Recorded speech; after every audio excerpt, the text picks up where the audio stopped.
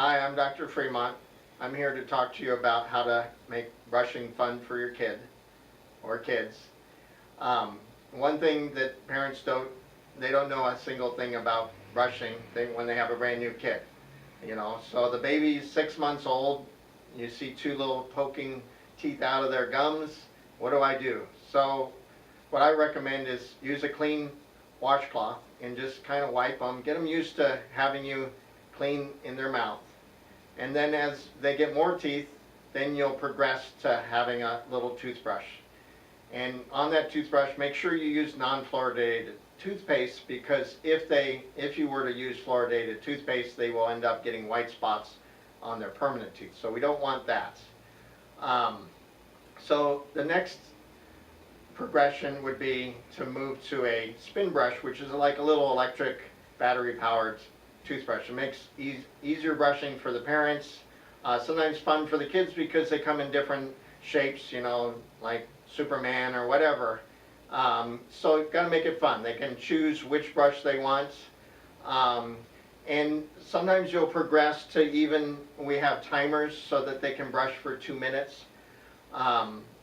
When they get to about 2, they'll actually have some of their back, they'll have all 20 of their teeth, so you'll actually need to floss a little bit. So at least 4 teeth, or 8 teeth, 4 spots on their molars, you're going to need to floss. So that's not super fun, but if you can get them used to that, that'd be great. That's extra credit. One of the things to make brushing fun, because you've been waiting a few minutes to find out, is sometimes kids don't want to open their mouth. They're stubborn, just like us.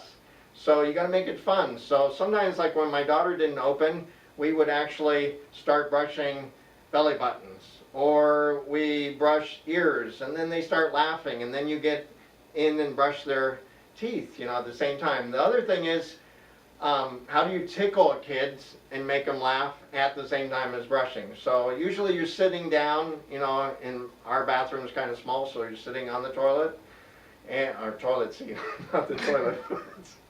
And anyway, I tickle with one hand under the armpit, and the other one I'm actually in there brushing away. So that was our normal technique for getting them to open. Sometimes they won't open. You can squeak in and just brush on the insides, but to get the tops of the teeth, you're going to have them open.